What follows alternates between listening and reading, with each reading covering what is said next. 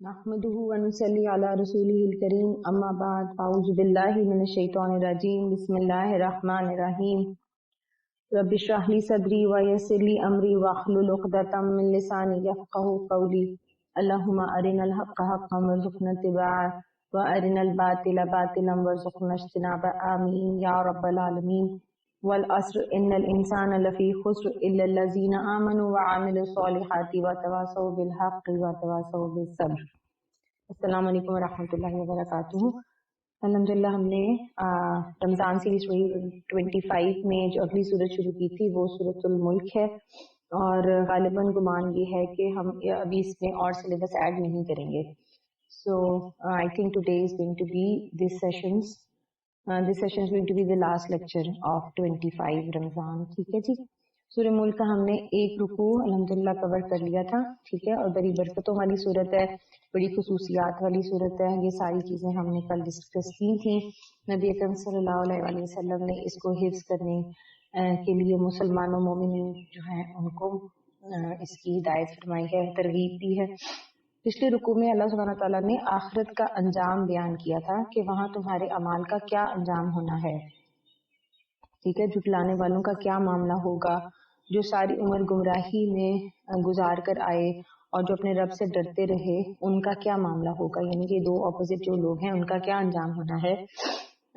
जो अल्लाह ताला से डर कर रहे हैं, अल्लाह की खशियत से खशियत इलाही मांगते रहे हैं, उनकी अजीम मग़फ़िरत और उनका जो अजर है वो बयान हुआ। अब जो ये रुकू है इस वक्त जो दूसरा रुकू शुरू करें आयत 15 में, इसमें कुरान करीम मुस्तक़बिल के अहवाल से हमें वापस आज के हाल में लेकर आ रहा है। ठीक है, और ये कुरान करीम का बड़ा एक खास अंदाज है कि हमें सब जमानों के अहवाल दिखाता है और सुनाता है। कभी माजी की तस्वीर याद दिलाता है कि तुम जैसी बाकी अक़वाम नेक और बद दोनों इस दुनिया में गुजरी हैं, उनका क्या तरीक़ाकार था और उनके क्या अंजाम हुए हैं। फिर अचानक मुस्तक़बिल की मंज़रकशी करता है कि आगे की जिंदगी में तुम्हारे साथ क्या होने वाला है, कि तुमने जो जिंदगी गुजारी उसके रेपरकशंस क्या होंगे, क्या होने वाले हैं। तुम्हारी खुल्द की जिंदगी में तुम्हारे साथ क्या होगा, खैर कैसे मिलेगा, सजा होगी तो कैसी होगी और क्यों होगी, ताकि इंसान बाद में किसी वक्त में वो कोई ऐसी हुज्जत ना पेश कर सके कि अल्लाह सुब्हानहू व तआला हमें तो सिर्फ आज का ही मालूम था, ना हमें माजी के अहवाल का इल्म हुआ था कि हमसे पहले वाली अक़वाम का क्या हाल हुआ, ना हमें कभी बताया गया कि मुस्तक़बिल में क्या होना है। तो इन सब जावियों को बहुत अच्छे तरीके से कुरान करीम बयान करता है। अब इस रुकू में कुरान आज के हाल को डिस्कस कर रहा है कि अब देखो इंसान, तुम आज कहाँ खड़े हो, तुम्हारे रब ने कैसे तुम्हें बनाया हुआ है, क्या क्या तुमको नवाजा है, क्या तुम्हारी तवाज़ो करता है तुम्हारा रब, तुम्हारा खालिक इस जमीन पर तुम्हें क्या क्या मुहैया करता है और तुम अपने रब के साथ कैसा मामला करते हो। ठीक है जी, रुकू नंबर 2 से शुरू करते हैं। आयत नंबर 15 है। बिस्मिल्लाहिर्रहमानिर्रहीम। हुवल्लज़ी जअल लकुमुल अर्दा ज़ुलूलन फमशू फी मनाकिबिहा व कुलू मिन रिज़्क़िही व इलैहि नुशूर। वही तो है जिसने तुम्हारे लिए जमीन को ताबे कर रखा है, चलो इसकी छाती पर और खाओ खुदा का रिज्क, इसी के हुजूर तुम्हें दोबारा जिंदा होकर जाना है। तो ए इंसान, तुम आज अपने प्रेजेंट को फोकस कर लो, तुम आज अपने प्रेजेंट पे सारा ध्यान दे दो, तुम आज की देखभाल कर लो। माजी जो तुम्हारा गुजरना था वो तो गुजर चुका है, अब तुम उसका कुछ नहीं कर सकते, मगर हाल और मुस्तकबिल तो तुम्हारे इख्तियार में है। ये ठीक हो सकता है, बल्कि ये तो बेहतरीन हो सकता है। तुम आज अपने अमल का ध्यान कर लो और आज के अंदाज पर तुम फोकस कर लो, ख्याल कर लो। ए इंसान, तेरे रब ने प्यार और शफकत और एहतराम बख्शा, बड़ी इज्जत दी है तुमको। तो मोहब्बत करने वालों से मोहब्बत की जाती है और इज्जत देने वालों की इज्जत की जाती है। जो इज्जत देने वाला रब है, जो तुमसे मोहब्बत देने वाला रब है, उससे बगावत नहीं की जाती है। तुम अपने अंदर अपने रब की शुक्रगुजारी पैदा करो कि जमीन में तुम्हारे चलने फिरने और खाने पीने का इतना सामान फराहम कर दिया है। तुमने लौटकर तो अपने इस रज़ाक रब के पास ही जाना है। वही तुम्हारा राज़िक है, वही तुम्हारा मालिक है, उसके पास ही तुम्हारा आखिरी ठिकाना होना है। ये जो जमीन है, इसमें पलने वाले जानवर और मवेशी और नबातात और इसकी छाती पे जो जो उगता है, सब तुम्हारे खुदा ने तुम्हें रिज़्क अता किया है। उसी अल्लाह के पास, उसी रब के पास तुमने दोबारा जिंदा होकर जाना है। ये बातें तुम अपने जहन नशीन क्यों नहीं करते? ये बातें तुम्हें नजर क्यों नहीं आती? ये बातें तुम्हें अकल क्यों नहीं देती? तुम्हारे जहन और दिमाग को क्यों नहीं खोलती? तुम्हारा दिल तुम्हारे रब की तरफ क्यों नहीं लगता? अमिनतुम मन फिस समाई अन यख्सिफ बिकुमुल अर्द फइज़ा हिय तमूर, क्या तुम उससे बेखौफ हो कि वो जो आसमान में है तुम्हें जमीन में धंसा दे और यकायक ये जमीन झकोले खाने लगे। अमिनतुम मन फिस समाई अन युरसिला अलैकुम हासिबा फसतअलमूना कैफ नज़ीर, क्या तुम इससे बेखौफ हो कि वो जो आसमान में है तुम पर पथराव करने वाली हवा भेज दे, फिर तुम्हें मालूम हो जाएगा कि मेरी तंबीह कैसी होती है। ठीक है, 2 मरतबा मन फिस समा आया है और जोर दिया गया है बहुत। ये बड़े अकीदे का नुक्ता है। उलमा कहते हैं कि ये जो 7 आसमान के ऊपर अल्लाह सुब्हानहू तआला मौजूद हैं, अल्लाह सुब्हानहू तआला की जो कुर्सी है, अल्लाह सुब्हानहू तआला जो मौजूद है 7 आसमानों के ऊपर, ये उसका हमें उसका इकरार करवाया गया है। ये हमें उस अकीदे की तरफ हमारा रुख किया गया है और मुसलमानों के अंदर, इंसानों के अंदर अल्लाह सुब्हानहू तआला की खशियत पैदा की जा रही है कि ए इंसान, तुम आसमान और ज़मीन के दरमियान हाइल हो, ना ज़मीन तुम्हारी है ना आसमान तुम्हारा, और दोनों में से कोई तख्लीक भी अल्लाह सुब्हानहू तआला की भी तुम्हारे इख्तियार में नहीं है। ठीक है, तुम दरमियान में मौजूद हो और इसमें तुम्हारा रब चाहे तो कभी भी तुम धंस सकते हो, तुम इसके दरमियान दब सकते हो और तुम मिट भी सकते हो।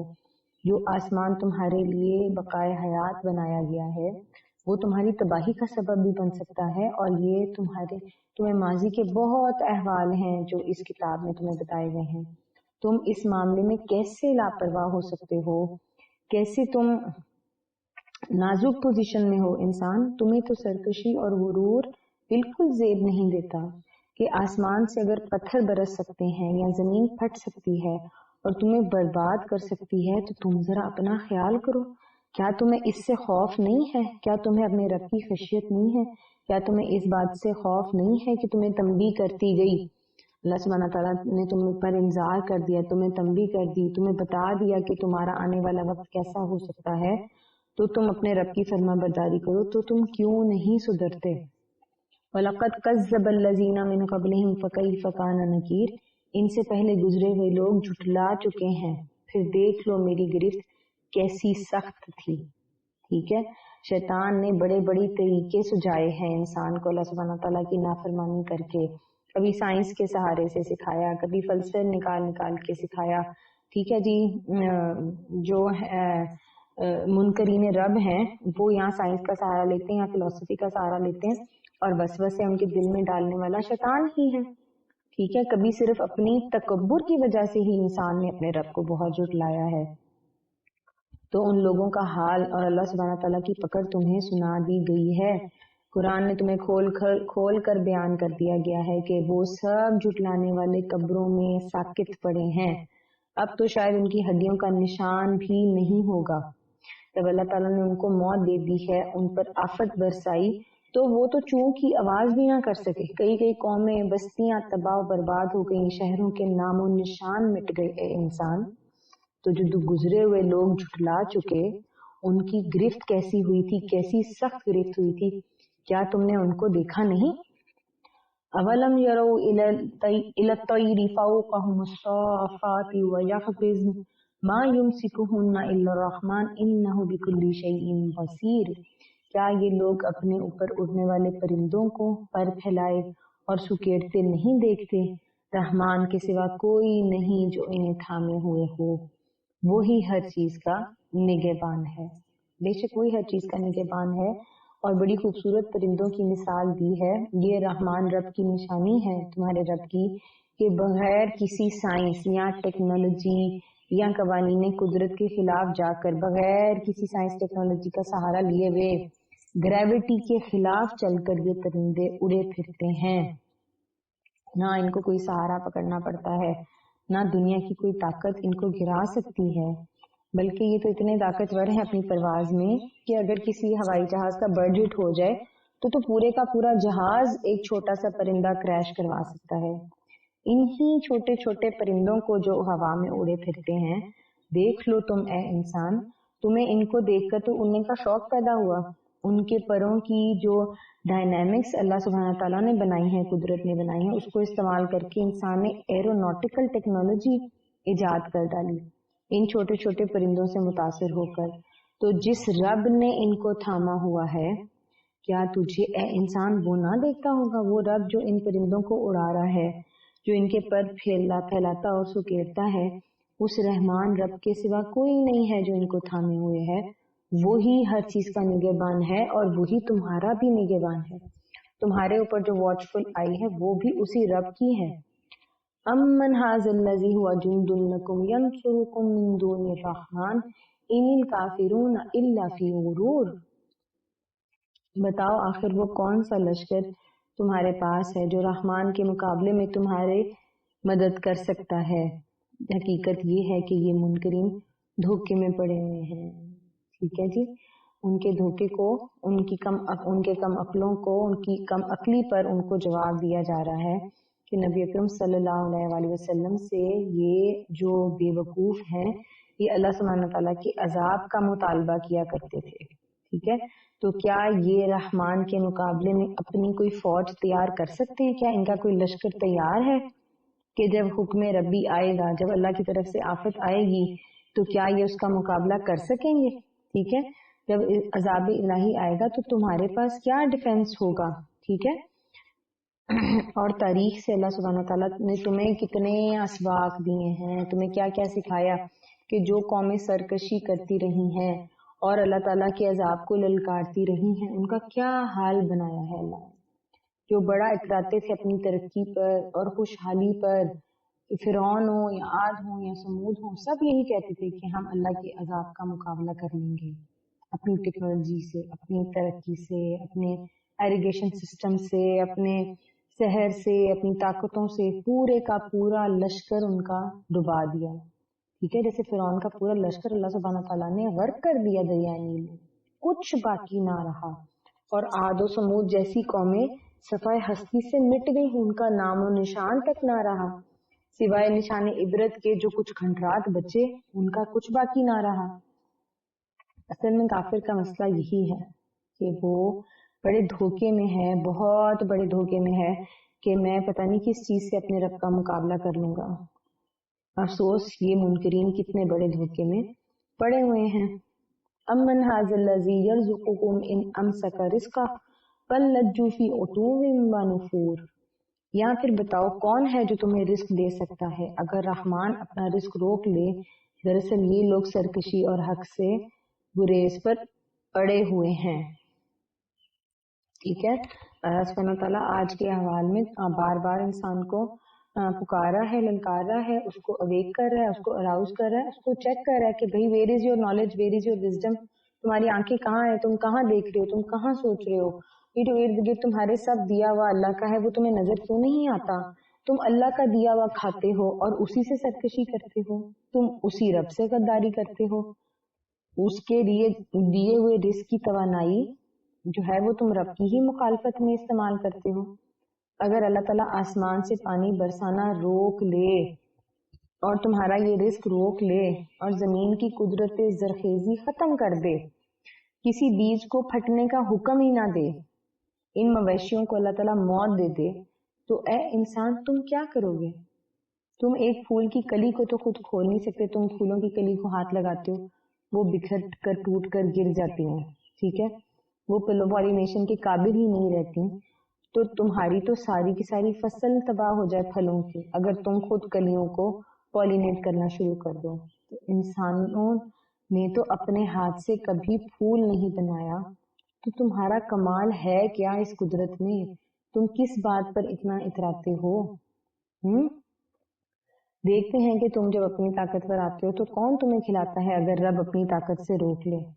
अगर रब अपनी ताकत से जमीन और आसमान की सारी जो रिस्क है तुम्हें पहुंचाता है वो रोक ले, तो ये सरकश लोग बताएं कि ये क्यों अड़े हुए हैं, ये क्यों हद से बढ़े जा रहे हैं, ये क्यों सरकशी कर रहे हैं। ये अपनी दुनिया के क़याम को समझ ही नहीं सके। इन्होंने ना रब को पहचाना اور نہ اپنے وقت زندگی کو پہچانا کہ ہم کس لیے یہاں بھیجے گئے تھے۔ افمن یمشی مکبا علی وجہہ اہدی امن یمشی سویا علی صراط مستقیم، بھلا سوچو جو شخص منہ اوندھائے چل رہا ہو وہ زیادہ صحیح راہ پانے والا ہے یا وہ جو سر اٹھائے سیدھا ایک ہموار سڑک پر چل رہا ہے۔ ٹھیک ہے، کیا فرمایا جا رہا ہے کہ منہ کے بل چلنے والے تو جانور ہوتے ہیں اور سیدھا چلنے والے تو انسان ہوتے ہیں۔ ٹھیک ہے،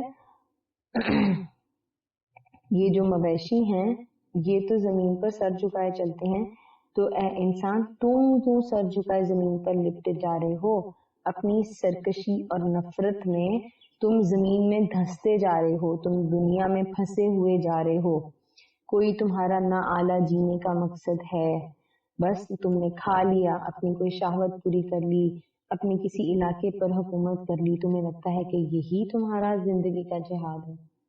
تم تو جانور کی طرح زندگی گزار رہے ہو، بالکل اوندھے کھڑے ہوئے ہو۔ اگر تم نے دنیا میں ایسے ہی گزارنی ہے تو قیامت کے دن تو اللہ تم کو اوندھا ہی اٹھائے گا۔ جو جانوروں کا حال ہوگا وہی تمہارا حال ہوگا، اس لیے ہوش کرو تو اور اپنے رب کو پہچانو اور اپنے آپ کو سیدھے راستے پر لے کر آؤ۔ قل هو الذی انشأکم وجعل لکم السمع والابصار والافئدہ قلیلا ما تشکرون۔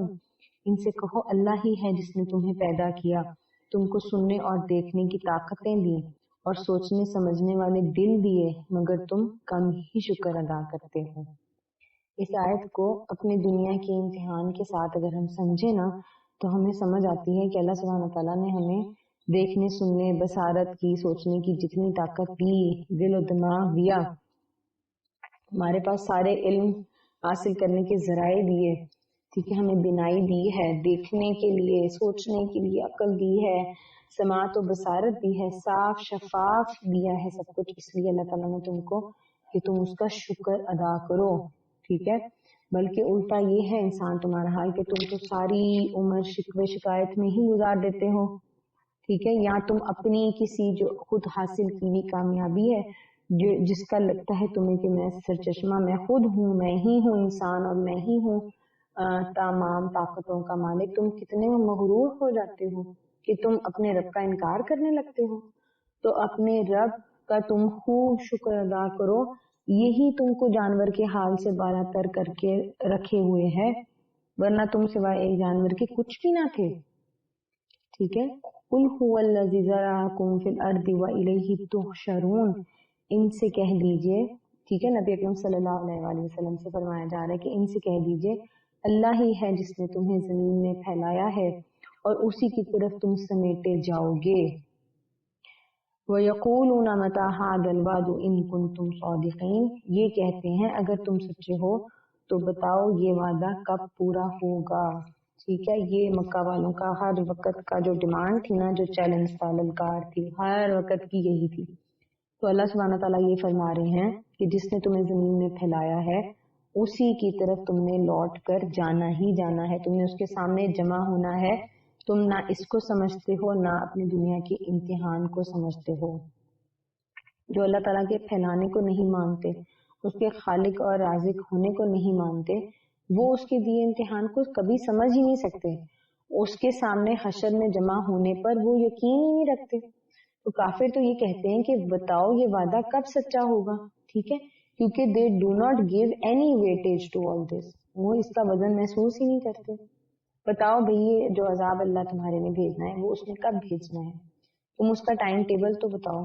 تو ہر وقت منکرین حق کی اور کافر کی یہی ضد ہوتی ہے، ہمیشہ سے یہی ڈٹائی رہی ہے کہ وہ کبھی بھی اللہ کے بھیجے نذیر کو نہیں مانتے، نہ انذار کو مانتے ہیں، بلکہ عذاب کو اور آنے والی کو للکارتے رہتے ہیں، اس آنے والی سے بچنے کی بجائے اسی کی تمنا کرتے رہتے ہیں۔ یہ کافر کا جو منکر حق کا جو سب سے برا حال نہ برا وہ یہی ہے۔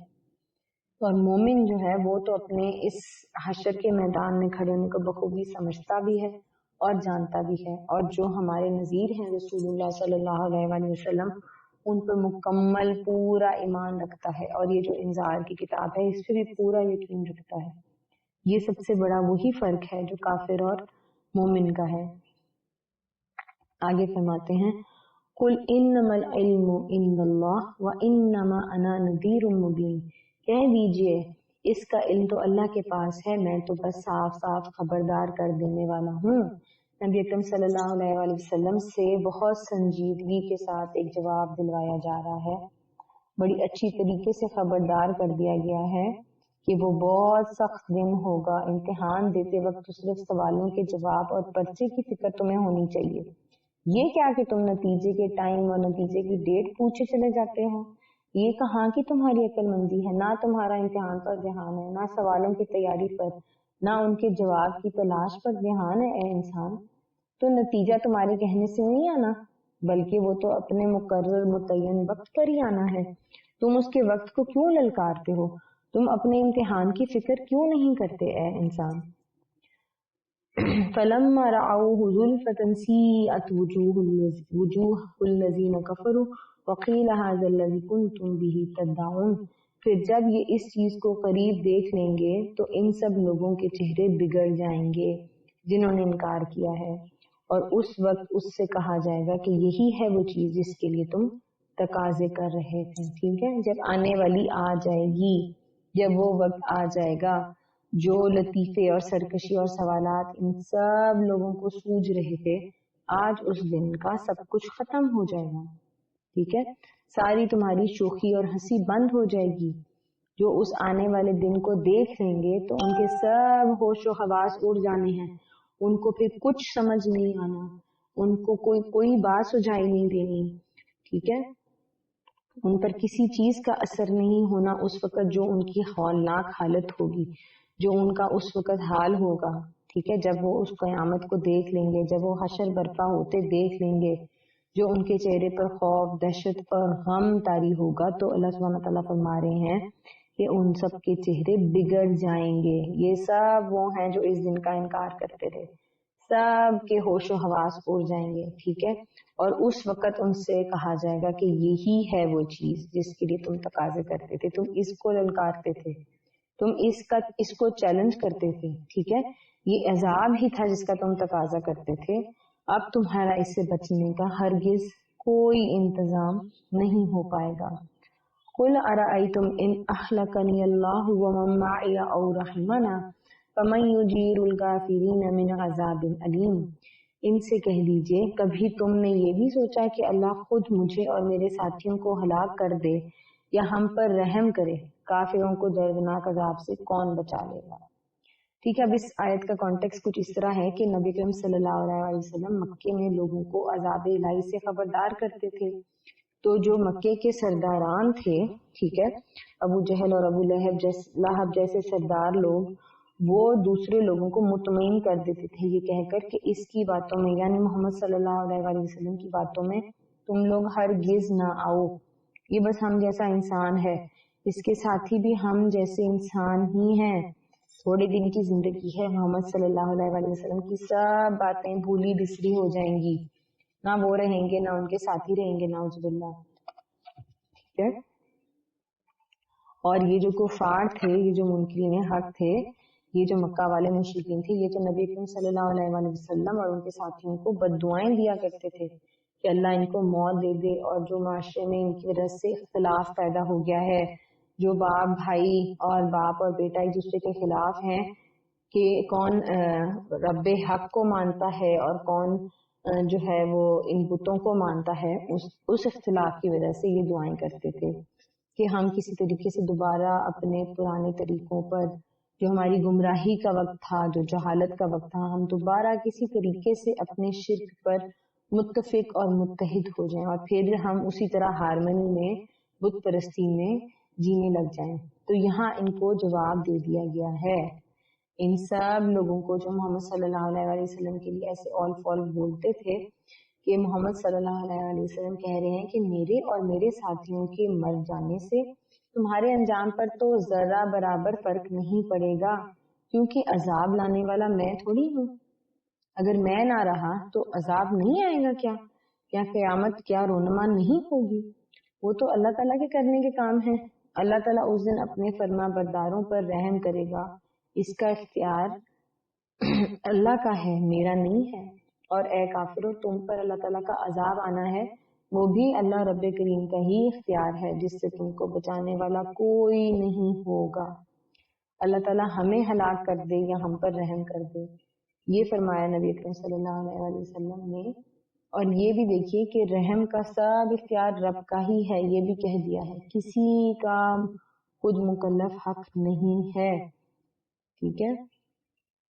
مکے والوں کو سورہ انفال میں بھی یہ بتا دیا گیا تھا کہ اللہ تعالیٰ نے رسول صلی اللہ علیہ وسلم تمہارے درمیان جو بھیجے ہیں اس لیے تم پر عذاب نہیں آیا، ٹھیک ہے۔ رسول صلی اللہ علیہ وسلم نے ہی ان کو امان دی ہوئی تھی، اور جب رسول اپنی قوم کو چھوڑ کر چلے جاتے ہیں تو یہ عام بات ہے، یہ ہسٹری میں بار بار بیان کیا ہے، یہ ہمیں قرآن کریم کی تمام اقوام کے قصوں سے پتہ چلتا ہے کہ جب رسول ان کو چھوڑ کر چلے گئے ہیں ان پر تب شدید عذاب آئے ہیں، ٹھیک ہے۔ تو نبی کریم صلی اللہ علیہ وسلم سے کہلوایا جا رہا ہے کہ میرے ہونے یا نہ ہونے سے اللہ تعالیٰ کے فیصلوں پر کوئی فرق نہیں پڑتا۔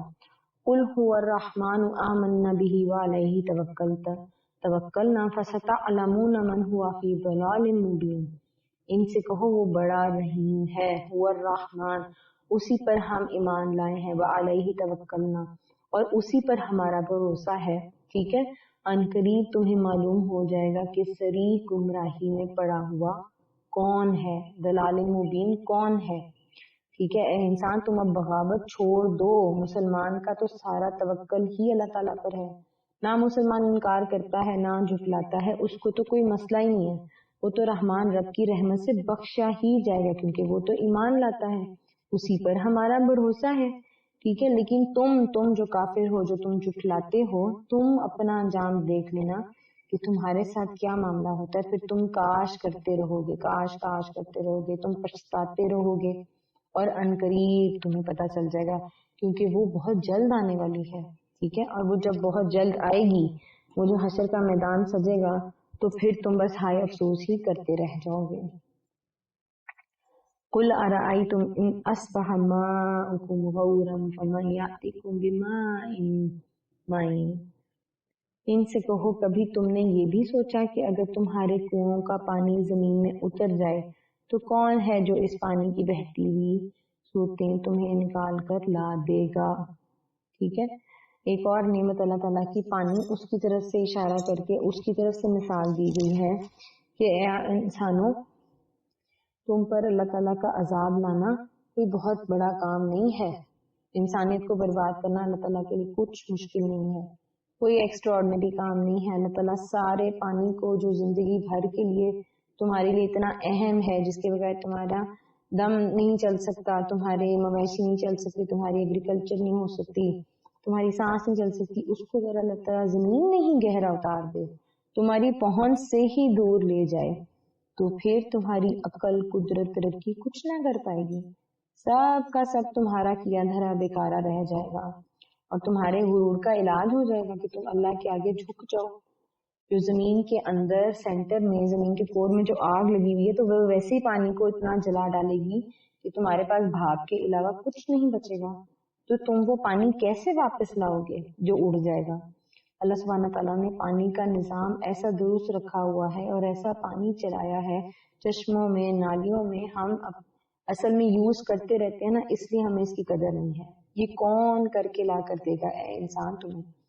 تو تم اپنے رب کی دیوی چھوٹی سے چھوٹی نعمت اور بڑی سے بڑی چیز کو بھی دیکھو، تمہیں ہر طرف اپنا رب ہی نظر آتا ہے، سوچ کے نہ تم اس کو مانتے ہو نہ تم اس کے حساب کتاب کو مانتے ہو۔ تو سورت کے شروع میں اللہ سبحانہ تعالیٰ کی قدرت بادشاہت کا ذکر ہم نے پڑھا تھا، ٹھیک ہے، اور یہاں پر اب ہم نے اس کی تمام مثالیں اس رکوع میں بڑے اچھے طریقے سے دیکھ لی ہیں، اور بہت خوب یہ بیان ہوا ہے کہ جو منکرین رب ہیں، جنہوں نے رسول صلی اللہ علیہ وسلم کی خبر کو جھٹلایا، جنہوں نے قرآن کریم کو جھٹلایا، ان کے ساتھ کیا معاملہ ہونا ہے، ٹھیک ہے۔ الحمدللہ یہاں پہ ہم سورۃ الملک ختم کرتے ہیں، اور انشاءاللہ تعالیٰ امید ہے کہ بہت جلد کسی اور سیریز کے ساتھ ہم چند پہ اور مزید ویڈیوز اپلوڈ کریں گے انشاءاللہ تعالیٰ۔ ہم ضرور کوشش کریں گے اور کورسز جو ہیں وہ انکارپوریٹ کر سکیں، اور آپ بھی ہمارے لیے دعا کیجیے، اللہ سبحانہ تعالیٰ ہمارے وقت میں برکت پیدا کرے اور ہماری یہ جو تحریک حب قرآن کی کوششیں ہیں یہ جاری رہیں۔ سبحانک اللہم و بحمدک نشہد ان لا الہ الا انت نستغفرک و نتوب الیک۔ اللہم صلی علی محمد النبی الامی وعلی آلہ وسلم۔ یا رحمان یا رحیم یا رب کریم، ہم نے جو کچھ پڑھا اس کو اپنی بارگاہ میں قبول و منظور فرما۔ اللہ سبحانہ تعالیٰ اس قرآن کریم کی تفسیر کو میرے لیے اور تمام سننے والوں کے لیے ہدایت کا ذریعہ بنا۔ یا رب کائنات، ہمیں روزانہ قرآن کریم کی تلاوت کرنے، اس کو سمجھنے اور اس پر عمل کرنے کی توفیق عطا فرما۔ یا رب العالمین، ہمیں باعمل مسلمان بنا، ہمیں جو کچھ پڑھا اس کا ثواب نبی اکرم صلی اللہ علیہ وآلہ وسلم کو تحفۃً ہدیۃً پیش کرتے ہیں، الہی قبول فرما۔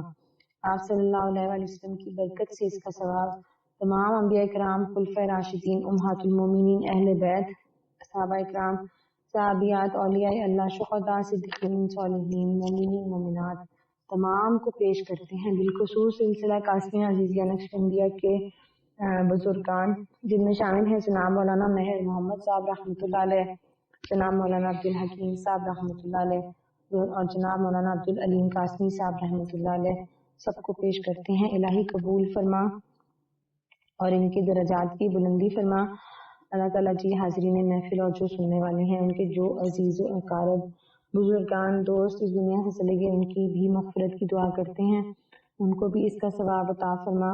اللہ تعالیٰ جی ہمارے اس خانقاہ قاسمیہ عزیزیہ نقشبندیہ کی حفاظت فرما، اس کے روح رواں سجادہ نشین جناب شیخ عزیز القاسمی حکیمی مہروی نقشبندی مجددی صاحب کے درجات کی بلندی فرما، ان کو صحت و سلامتی عطا فرما، انہیں اور اس خانقاہ کو تا قیامت ہدایت کا ذریعہ بنا اور اس کے پلیٹ فارم سے ہونے والے تمام پروجیکٹس کو کامیابی عطا فرما، آمین یا رب العالمین۔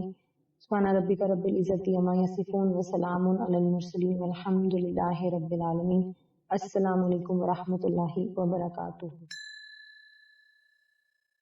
تلاوت قرآن اللہ کی شان، تلاوت قرآن اللہ کی پہچان۔